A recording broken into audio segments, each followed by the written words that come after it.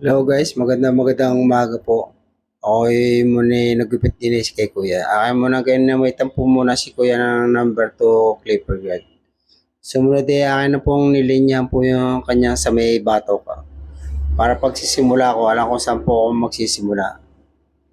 Sumunod nilinyan ko na rin po yun sa may patilya. Para pagsisimula ko alam ko. Sumunod gumamit po ako ng 1.5 Clipper Guard.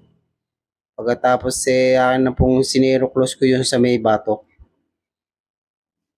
Tinanggal-tanggal ko po yung kantuhan. Sumunod gumamit po ako ng trimmer po. Ayan po. Tinanggal-tanggal ko na po yung kantuhan. Sumunod nilinya ko yun sa may likod ng tenga. Para sa pag-aahitan ko, kita ko kung saan ako mag-aahit. Akin na pong nilinya yun sa may likod ng tenga. Sumunod nahita ko na po at dito na po ako magtatapos. Bale, fast forward po ang po dito video. Ay, konti lang din lang naman po ang binawas ko dito sa mga gilid kasi mga manipis pa. Sumunod gumamit po ako ng saver at in-skin fit ko yung kanyang batok para naman marinis po naman yung kanyang batok.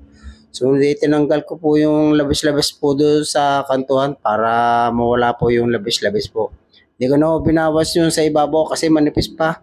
Sige po, hanggang dito na lang po at marami pong salamat. Akin na po pinaikutan po si Kuya dito. Sige po, maraming salamat po.